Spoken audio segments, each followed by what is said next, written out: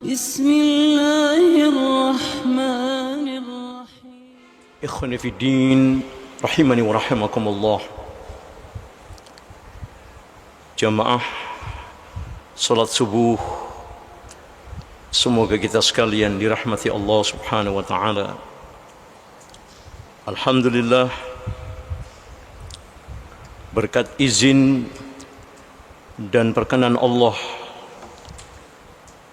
pada hari ini kita kembali berada di Masjid Allah Subhanahu wa taala untuk melaksanakan kegiatan dari kehidupan, untuk mengawali seluruh kegiatan kita pada hari ini, yaitu dengan taqarrub ilallah, beribadah kepada Allah Subhanahu wa taala sembari memohon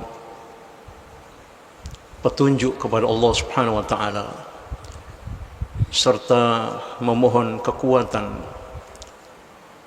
agar supaya Allah memberikan kekuatan kepada kita untuk melaksanakan petunjuk dari Allah Subhanahu wa taala tersebut dalam rangka meniti kehidupan kita ini, sehingga kajian-kajian yang sudah kita ikuti baik di Masjid Mujahidin ini maupun kajian-kajian yang lain, agar Allah Subhanahu wa taala memantapkan langkah kita untuk meniti kehidupan ini semakin jelas jalan lurus, yaitu al-Islam yang harus kita tempuh dengan terus memohon kepada Allah Subhanahu wa taala agar Allah Subhanahu wa taala membimbing kita dengan hidayahnya dan memberikan kekuatan kepada kita untuk sampai kepada ridha Allah dan surga yang kita cita-citakan. Hadirin ikhwani fi din, rahimani wa rahimakumullah.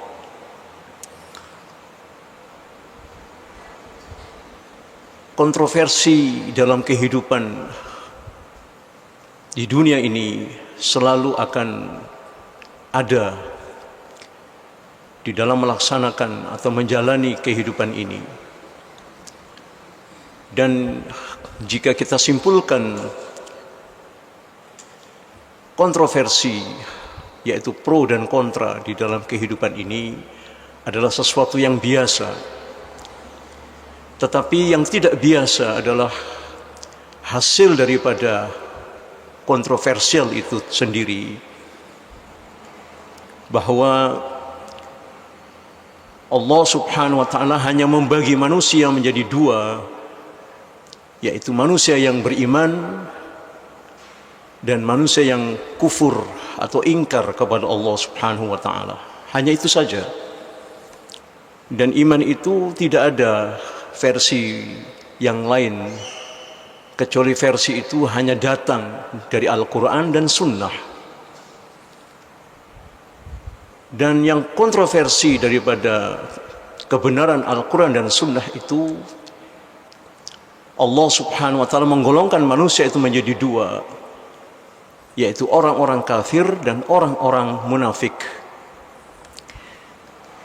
Jika orang kafir itu jelas menolak, baik dari hatinya, dari lisannya, dan dari perbuatannya, sawa'un alaihim a'anzartahum am lam tunzirhum la yu'minun, tidak akan pernah beriman.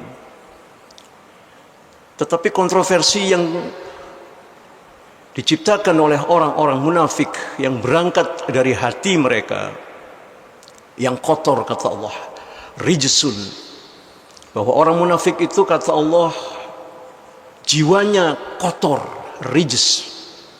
Na'udzubillahi min dzalik. Maka inilah yang harus kita waspadai para jamaah sekalian, bahwa hati yang kotor itu bukanlah hanya terkena kepada orang-orang yang kufur atau orang-orang kafir saja, yang hatinya itu sudah dikunci mati oleh Allah Subhanahu wa taala. Juga kepada orang-orang munafik yang mereka bukan saja menolak Islam di dalam hatinya, tetapi yang lebih menyakitkan bagi kita umat Islam, justru mereka adalah orang-orang yang menghalang-halangi manusia, menghalang-halangi orang Islam dari jalan Allah Subhanahu wa taala. Para hadirin ikhwan fillah ukhatul iman rahimani wa rahimakumullah. Jika kemarin pada kajian yang sebelumnya kita telah membahas tentang begitu indah Allah Subhanahu wa taala memberikan contoh kasus pada sebuah peristiwa tentang bersihnya hati orang-orang beriman, betapa sehatnya hati mereka ketika Allah dan Rasulnya memanggil orang-orang beriman untuk berjihad fi sabilillah. Maka mereka menyambutnya dengan sangat antusias, bahkan senang sekali. Tetapi bagi orang-orang munafik, panggilan jihad ini sangatlah berat bagi mereka. Mereka menyangka bahwa dengan persangkaan jahiliyah, jika mereka berangkat atau mereka menginfakkan hartanya di jalan Allah, itu berarti mereka akan menemui kematian dan harta mereka akan berkurang. Inilah sangkaan jahiliyah, perasaan yang berangkat dari kotornya hati manusia. Bahkan mereka menghalang-halangi kaum muslimin untuk berjihad fi sabilillah. Ada apa dengan ini semua para jamaah sekalian? Mari kita lihat perjalanan peristiwa di dalam hal ini, yaitu ketika perang Tabuk akan dimobilisasi oleh Rasulullah sallallahu alaihi wasallam. Maka Rasulullah sallallahu alaihi wasallam mendapatkan beberapa sahabat, yaitu kaum muslimin yang ingin berangkat tetapi tidak punya kendaraan, dan mereka pun tidak mampu untuk berinfak fi sabilillah. Berangkat tidak bisa, urun rembuk atau urun infak pun tidak bisa, karena memang miskin. Maka Rasulullah SAW men-split, ya, membagi, bahwa orang-orang yang tidak mampu dikatakan kepada mereka, keluarga antum lebih berhak untuk mendapatkan nafkah dari antum, jadi antum tidak usah berangkat, beberapa orang itu. Maka Al-Quranul Karim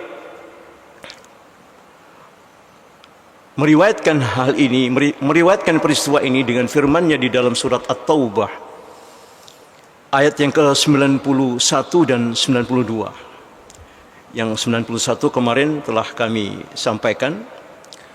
Di dalam ayat 92 surat At-Taubah ini Allah berfirman, a'udzubillahi minasyaitonirrajim, wa 'alal ladzina idza ma atauka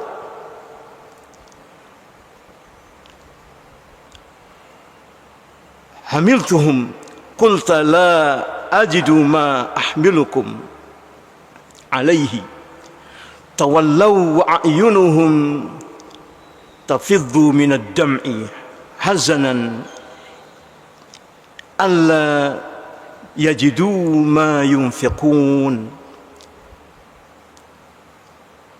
Allah berfirman, wala 'alal ladzina idza ma atauka litahmilahum, dan tidak ada dosa, tidak ada kesalahan ketika orang-orang yang meminta idza ma atauka, yang meminta kepadamu litahmilahum, untuk ikut nunut kendaraan, kemudian engkau berkata ya Muhammad, qulta la ajidu ma ahmilukum. Rasulullah menjawab, aku tidak menemukan kendaraan yang kosong untuk mengangkut kalian. Tawallau a'yunuhum tafidhu minad dam'i.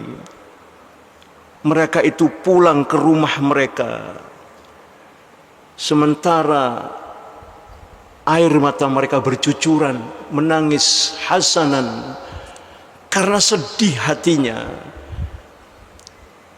Infak tidak punya, ikut pun tidak bisa.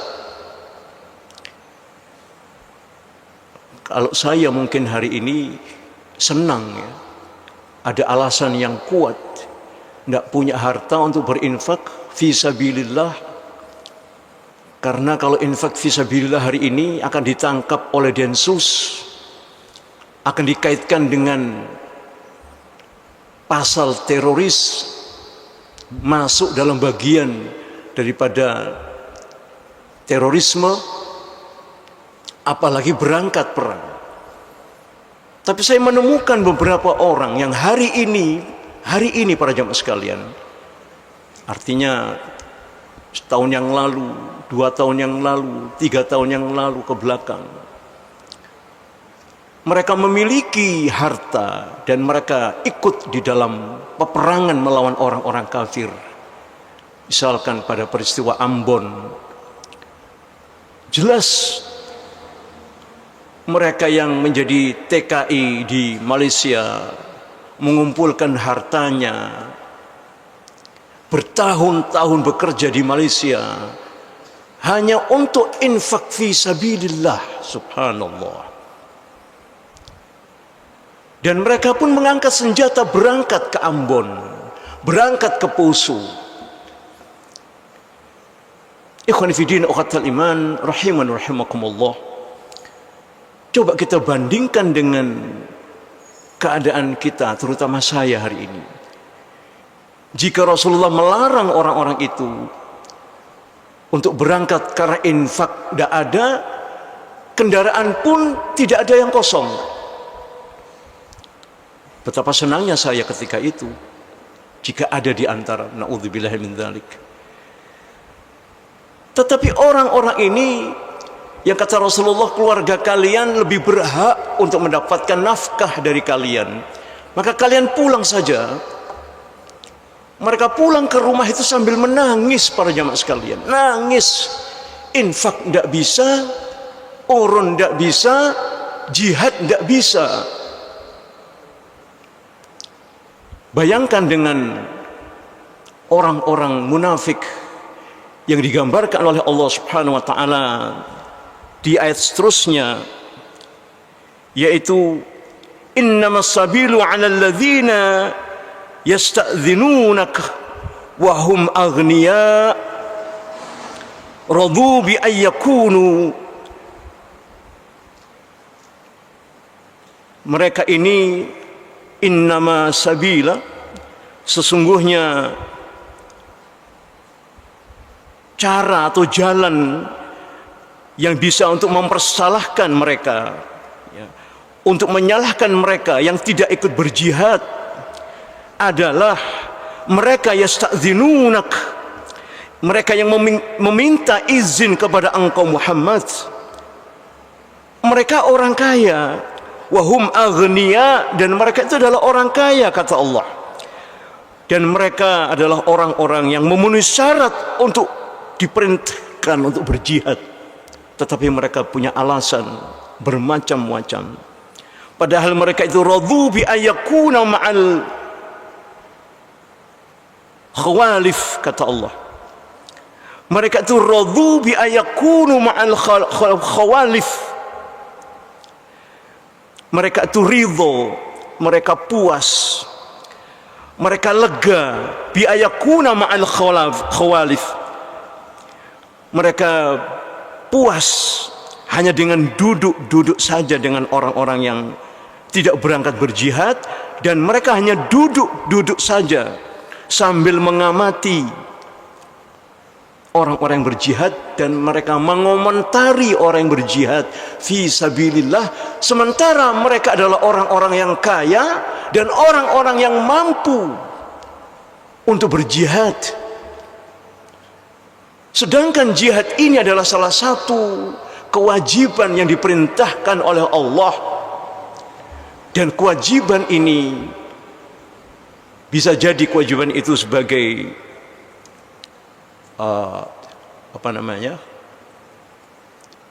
kewajiban secara umum, ya. Jika sudah banyak yang berjihad, ya, maka tidak perlu ada yang berjihad. Tidak semua harus berjihad, ya. Ada yang bersifat perintah secara pribadi, dan itu sesuai dengan kondisi ketika jihad itu diperintahkan oleh Allah Subhanahu wa ta'ala, yaitu kewajiban yang ditanggung oleh seluruh kaum muslimin secara pribadi, seperti sholat, zakat, puasa. Ayatnya jelas, kutiba alaikumul qital wa huwa kurhul lakum wa asa an takruhu syai'an wa huwa khairul lakum wa asa an tuhibbu syai'an wa huwa syarrul lakum.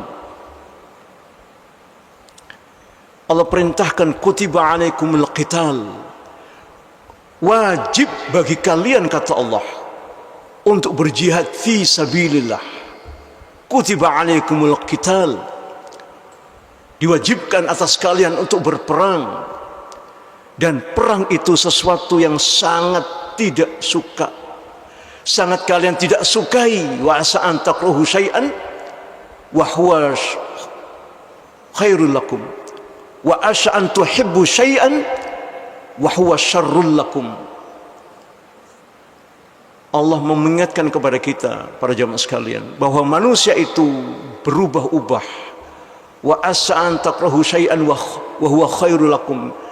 Bisa jadi sesuatu yang kalian tidak sukai itu, kata Allah, justru itu yang menyelamatkan kalian.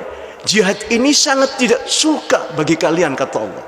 Jujur para jamaah sekalian, tidak ada orang yang suka berperang untuk membunuh. Jujur, tidak ada. Maka Allah katakan wa huwa kurhul lakum, dan jihad itu sesuatu yang tidak kalian sukai. Tetapi sesuatu yang kalian tidak sukai itu wa huwa khairul lakum, tetapi itu justru yang akan menyelamatkan kalian. Sebagaimana Hudzaifah bin Yaman, dia minta penjelasan kepada Rasulullah tentang sesuatu yang tidak disukai oleh dirinya dan manusia pada umumnya, tentang hal-hal yang membahayakan. Karena dalam pandangan Hudzaifah bin Yaman, justru sesuatu yang tidak disukai itu nanti yang akan menyelamatkan dirinya di hadapan Allah Subhanahu wa ta'ala. Tetapi sebaliknya, wa asa an tuhibbu syai'an wa huwa syarrul lakum, tetapi bisa jadi sesuatu yang kalian sukai, yang kalian inginkan, yang kalian cintai, kumpul keluarga, kumpul di masjid, kumpul menuntut ilmu, bahkan naudzubillah min dzalik, menyia-nyiakan waktu dan membiarkan nasib kaum muslimin tanpa sadar. Sesuatu itu yang ingin kalian lakukan, yang kalian cintai, wa huwa syarrul lakum, tetapi itu yang akan mencelakakan kalian. Berapa banyak ayat di dalam Al-Quran tentang fitnahnya dunia. Maka di dalam pembuka tadi kami berdoa kepada Allah Subhanahu wa taala. Kita memohon kepada Allah Subhanahu wa taala, Allahumma la taj'al musibatana fi dinina.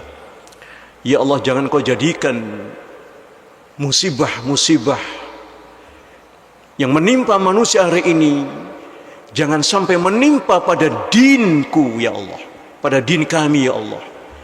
Jangan sampai musibah kelaparan, musibah penyakit, musibah pengangguran, dan musibah-musibah apapun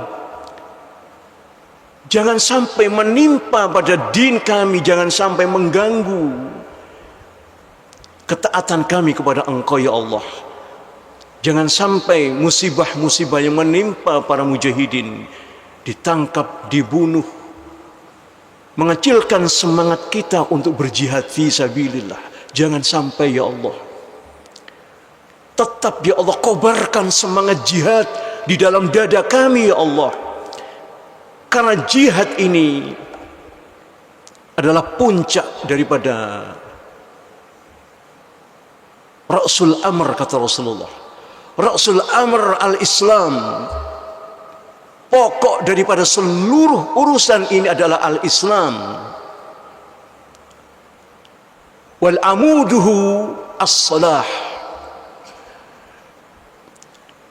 Dan tiang-tiang amudu, maka saya berasumsi ada bangsa Arab yang famnya itu amudi, masya Allah ya.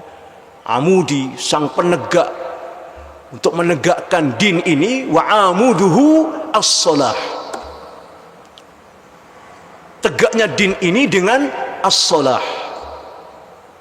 Wa dhartun manamihi, dan untuk menutup, melindungi bangunan Islam dari seluruh urusan-urusan kaum muslimin, dari seluruh kehidupan ini, yaitu al-jihad fi sabilillah. Dan puncak daripada urusan Islam itu adalah jihad fi sabilillah. Bayangkan jika bangunan itu tidak punya atap, seluruh binatang-binatang akan bisa masuk ke dalam bangunan itu karena tidak punya atap, tidak ada pelindungnya. Ikhwan fi din, ukhatul iman, rahimana rahimakumullah. Maka pentingnya jihad fi sabilillah ini di dalam rangka untuk melindungi urusan-urusan kehidupan kaum muslimin. Jika jihad itu ditinggalkan baik secara sengaja karena ditakut-takuti oleh tagut, ditakut-takuti oleh syaitan, innama dzalikumus syaitan, kata Allah di dalam surat Ali Imran ayat ke-178 insyaallah.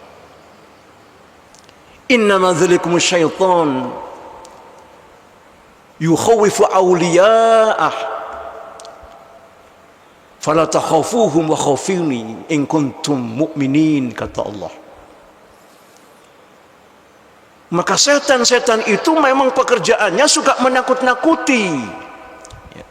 Padahal setan itu, kata Allah, lemah sekali. Alladzina amanu yuqatiluna fi sabilillah walladzina kafaru yuqatiluna fi sabilit taghut wa qatilu awliya asyaitan inna qad syaitanu kana dhaif, lemah sekali, dhaif. Orang-orang beriman itu, kata Allah, berjihad. Kalau dia berperang, perangnya di jalan Allah, fi sabilillah. Alladzina amanu yuqatiluna fi sabilillah. Kalau mereka berperang, membunuh mereka itu, mereka membunuh dalam rangka untuk izul Islam wal muslimin fi sabilillah.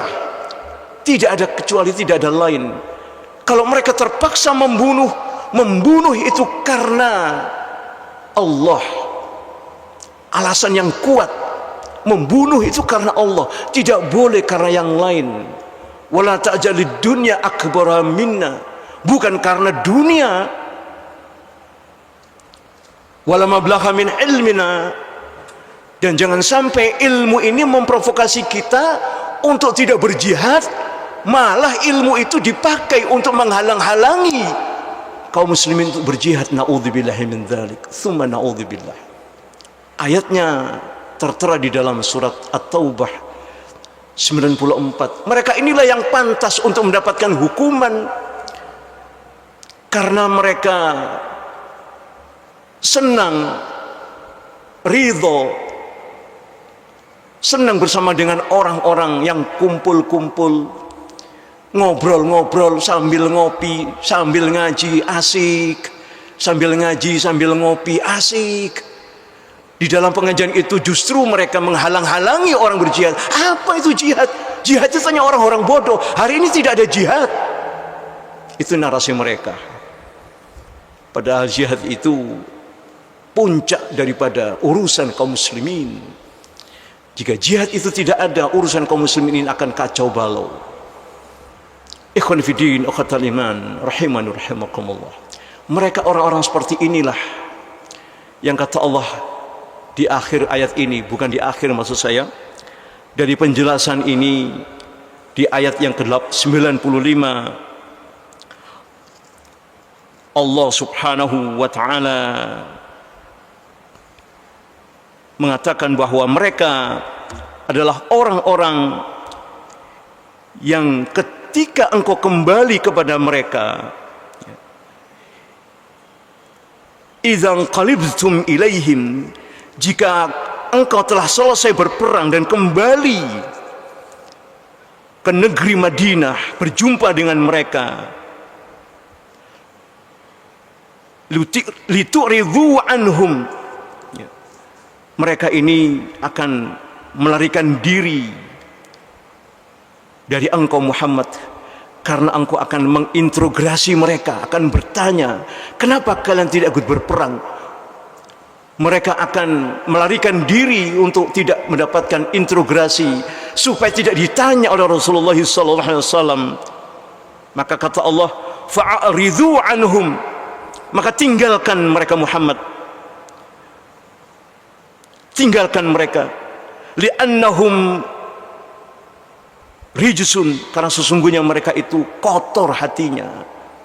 Mereka sholat, mereka ngaji, bahkan hafal Quran, tetapi kata Allah, rijsun, innahum rijs, mereka itu kotor, najis, mereka itu hatinya, jiwanya kotor. Bandingkan dengan orang-orang yang berangkat tetapi tidak jadi berangkat karena urun tidak bisa, kendaraan tidak punya, disuruh pulang oleh Rasulullah, mereka menangis. Bandingkan dengan orang-orang ini. Ada apa sebenarnya dengan mereka ini, para jamaah sekalian? Kalau kita kembalikan kepada surat Al-Baqarah, jelas ya, Allah katakan fi qulubihim marad, di dalam hati mereka itu ada penyakit. Fazadahumullahu maradun, dan Allah akan menambah penyakit dalam hati mereka. Mohon maaf kalau fisik yang sakit, fa insyaallah mudah-mudahan Allah cepat sembuhkan, dan fa insyaallah kita mohon jangan sampai sakit fisik kita ini mengganggu kesehatan hati kita. Jangan sampai hati kita juga ikut sakit. Na'udzubillahi min dzalik. Ikhwan fi din, ukhatal iman, rahiman rahimakumullah. Mereka ini wa innahum la yasudunahum 'anis sabili wa yahsabuna annahum muhtadun. Mereka ini adalah orang-orang wa yasuduna 'anis sabili. Kata Allah di dalam surah Az-Zukhruf, nanti kita lihat. Hatinya kotor, punya alasan bermacam-macam agar tidak infak fisabilillah. Bayangkan, dapat kita temukan nanti juga di dalam surat Muhammad ayat yang terakhir, yaitu ayat ke-38.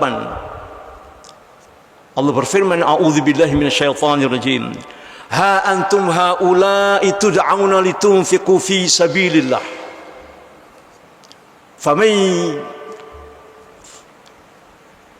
faman yabkhul wa man yabkhul innama ayyabkhul an nafsi. Allah berfirman, ha antum haula'i tud'auna litunfiqu fi sabilillah faminkum man yabkhul. Kalianlah orang-orang yang pantas untuk diserukan infak fi sabilillah. Ha antum haula'i tud'auna litunfiqu fi sabilillah. Karena orang yang diperintahkan oleh Allah Subhanahu wa taala untuk infak fi sabilillah adalah orang-orang yang kaya. Tidak harus menunggu menjadi konglomerat, tidak harus menunggu gajinya 5 juta, 2 juta sebulan, tidak menunggu. Yang penting beberapa waktu untuk ditinggalkan berjihad, kita memiliki harta, memiliki logistik untuk kita tinggalkan kepada anak istri, cukup, tidak berlebihan. Itu termasuk orang kaya, memiliki kelebihan harta, memiliki kelebihan sandang, pangan, memiliki kelebihan pangan, stok makanan cukup untuk ditinggalkan kepada anak dan istri, cukup.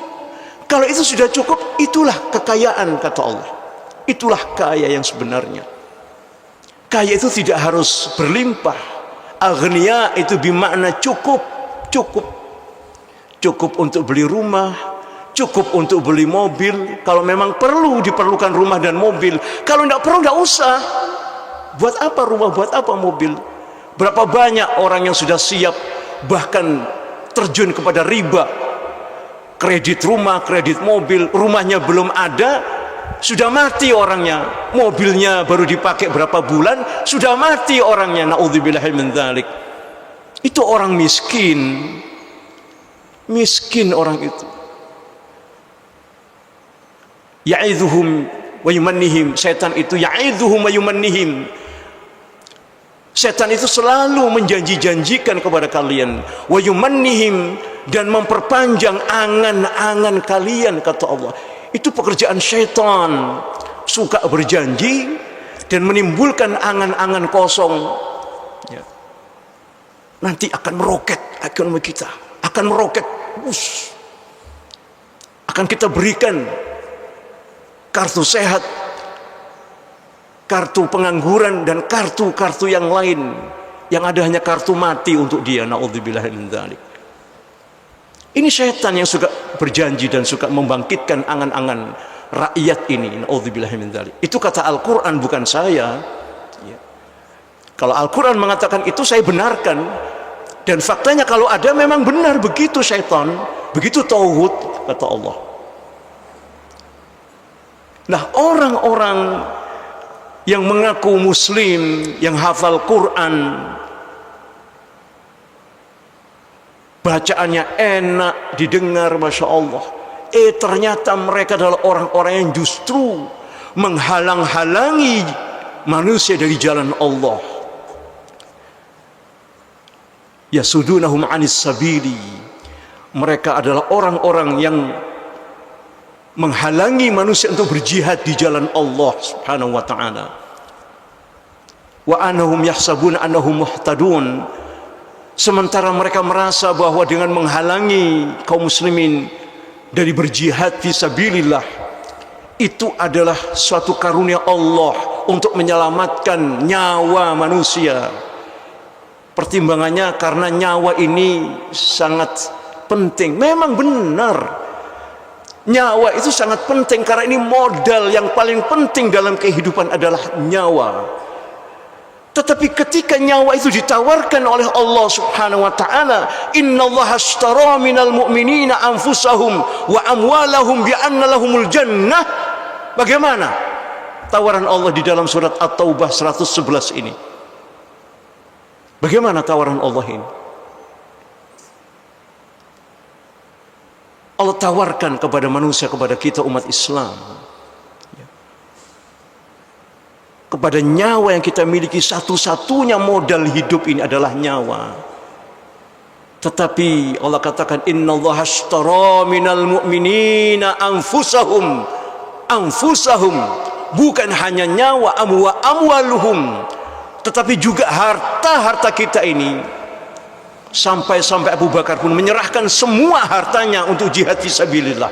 Kata Rasulullah, jangan Abu Bakar, cukup separuhnya saja, cukup 50% saja. 50% itu untuk keluargamu, untuk anak dan istrimu, selebihnya 50% untuk jihad fisabilillah.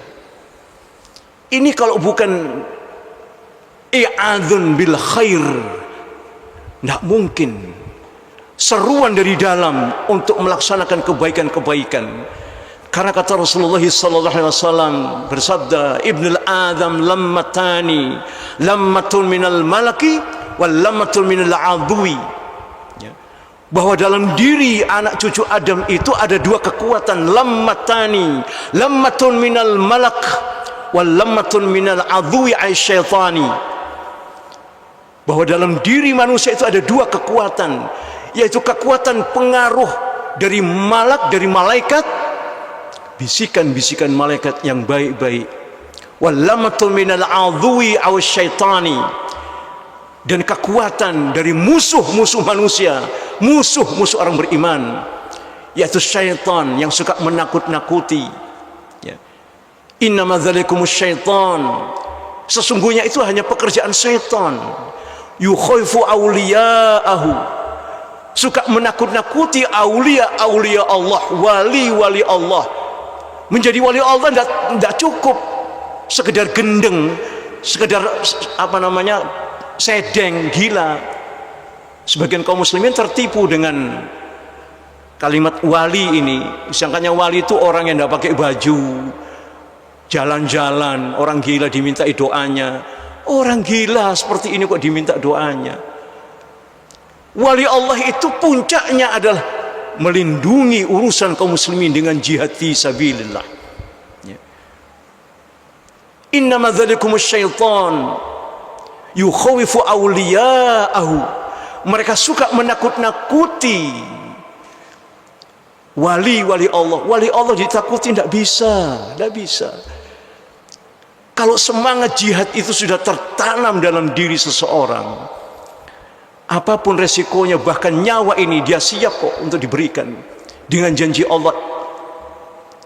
Innallaha ashtara minal mu'minina anfusahum wa amwalahum bi anna lahumul jannah. Bayangkan, sesungguhnya Allah telah membeli dari nyawa-nyawa orang beriman dan harta-harta orang beriman untuk ditukarkan dengan jannah. Ditukar oleh Allah nyawa kita, harta kita ditukar oleh Allah dengan jannah, dengan surga. Ya ayyuhalladzina amanu hal adullukum ala tijarah tunjikum min adzabin alim tu'minuna billahi wa rasulihi wa tujahiduna fi sabilillah, dan seterusnya dan seterusnya.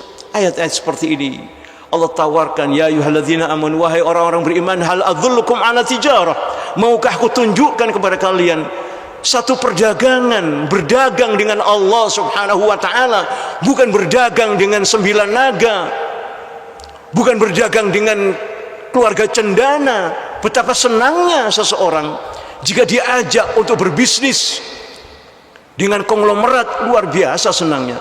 Ini Allah Al-Ghani, Allah yang maha kaya, yang mengajak kita untuk berdagang dengan Allah subhanahu wa ta'ala. Masa kita tolak? Allah mengajak kita berdagang, para jamaah sekalian.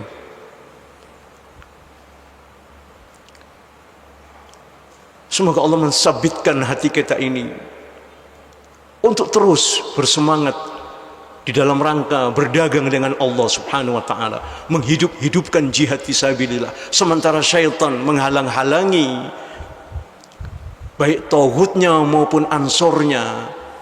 Ansor-ansor tauhid ini sudah siap dengan narasi-narasinya, tauhid dengan siap dengan senjatanya untuk menghalangi kaum muslimin berjihad fisabilillah.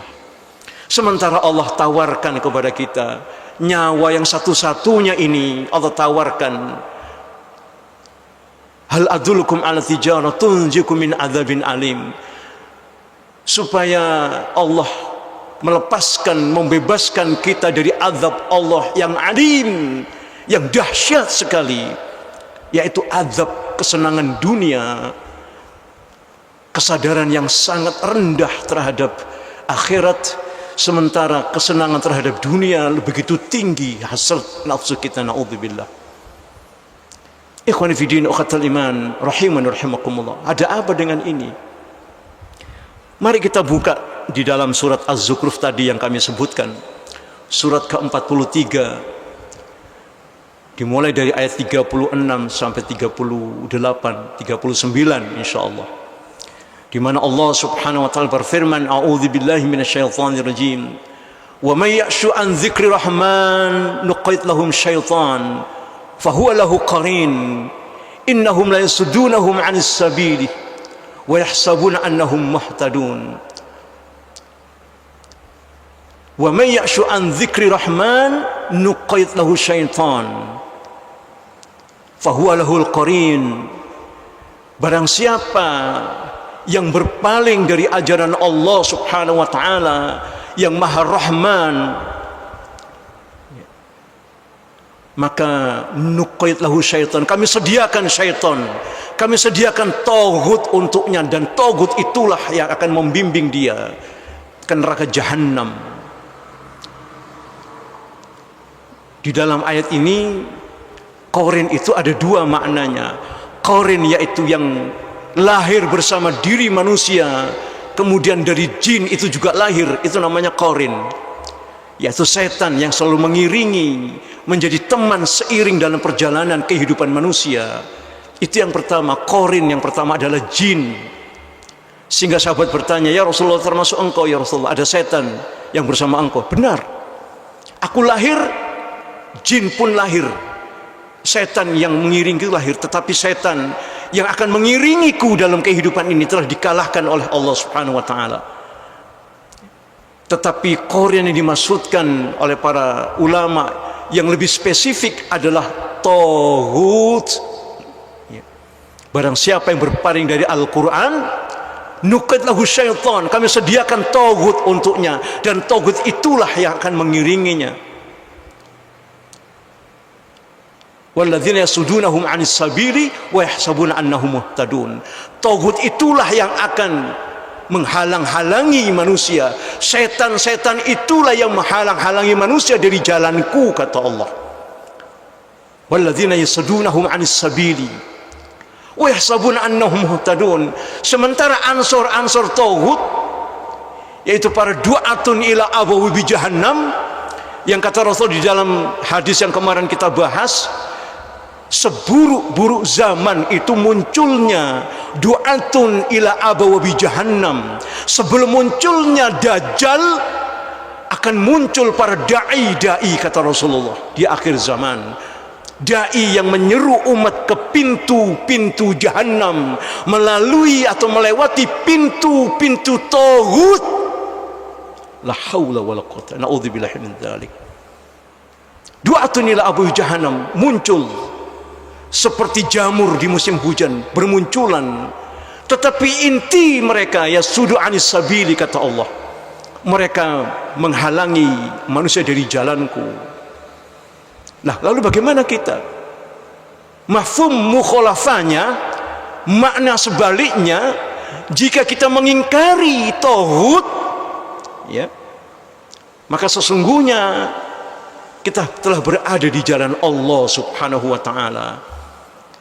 Kalau di dalam surat 37 surat Az-Zukhruf tadi itu, walladzina hum yasuddunahum 'anis sabili, walladzina yasuddunahum 'anis sabili, dan mereka ini, taghut dan ansor-ansornya ini, menghalangi manusia dari jalan Allah, baik dengan narasinya maupun dengan senjata dan peluru mereka. Mereka siap untuk menghalangi manusia untuk berjihad fisabilillah hari ini. Ikhwan fillah, ukhatal iman, rahiman rahimakumullah. Mudah-mudahan Allah Subhanahu wa taala senantiasa melindungi kita dari gangguan syaitan. Allahumma rabbana sif an-su'a bima syi'ta wa kaifa syi'ta innaka 'ala ma tasya'un qadir. Ya Allah, tolonglah kami ya Allah dari kejahatan-kejahatan mereka, dengan caramu dan bagaimanapun engkau suka untuk menghalangi mereka, dengan caramu ya Allah, bima syi'ta wa kaifa syi'ta, dan bagaimanapun terhadap mereka terserah engkau ya Allah. Tapi mohon ya Allah, halangi mereka untuk menganiaya diri kaum muslimin, diri kami, untuk rela berjual beli dengan engkau ya Allah. Maka lindungilah kami ya Allah. Innaka lama tasya'un qadir, karena sesungguhnya engkau menguasai segala sesuatunya. Urusan-urusan kami, urusan orang kafir, engkau yang menguasai semuanya ya Allah. Maka mudahkanlah kami semua ya Allah untuk meniti jalan yang lurus ini, jalan Islam ini yang telah engkau berikan hidayah kepada kami ini, dengan kekuatan engkau ya Allah. Semoga engkau menyelamatkan kami semua, anak cucu kami, keluarga kami, sahabat kami, dan seluruh kaum muslimin yang berazam untuk tegak di jalan Islam ini ya Allah. Amin, Allahumma amin. Para hadirin sekalian, karena waktu nanti kita akan sambung lagi. Kita masih menjelaskan tentang kontradiksi di dalam diri manusia.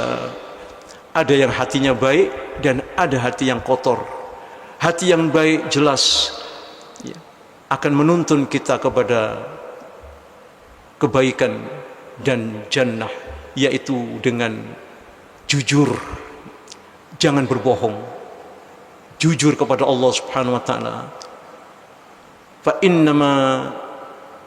innama sidqi yahdi ilal birrun wa innal birrun yahdi ilal jannah, kata Rasulullah. Karena sesungguhnya jujur itu, kejujuran itu akan menuntun kita kepada kebaikan. Wa innal birrun yahdi ilal jannah, dan kebaikan itu akan menuntun kita kepada surga Allah Subhanahu wa taala. Maka mari kita jaga kejujuran ini, jujur kepada Allah Subhanahu wa taala, jujur kepada diri kita sendiri, dan kita mohon dari gangguan setan untuk berbuat kadzibah, untuk berbuat dan berkata-kata dusta. Naudzubillah min dzalik. Demikian para hadirin ikhwan fillah ukhatul iman rahiman rahimakumullah yang bisa kami sampaikan sementara ini. Fa insyaallah dengan izin Allah akan kita lanjutkan kajian kita di dalam kitab Al-Wala wal Bara ini. Semoga Allah Subhanahu wa taala memberikan hidayah kepada kita dan memberikan manfaat kepada kita sekalian. Allahumma rabbana hab lana min azwajina wa dhurriyyatina qurrata a'yunin waj'alna lil muttaqina imama. Allahumma ansur man nasara din wa damir a'daika wa a'da'ad-din. Allahumma ansur ikhwanana al-mujahidin fi daulah islamiyah. Allahumma ansur ikhwanana al-mujahidin fi daulah islamiyah. Allahumma ansur ikhwanana al-mujahidin fi daulah islamiyah. Allahumma ansurhum wasabbit aqdamahum. Allahumma ansurhum wasabbit aqdamahum. Allahumma ansurhum wasabbit aqdamahum. Subhanakallahumma wa bihamdika asyhadu an la ilaha illa anta astaghfiruka wa atubu ilaik. Assalamualaikum warahmatullahi wabarakatuh.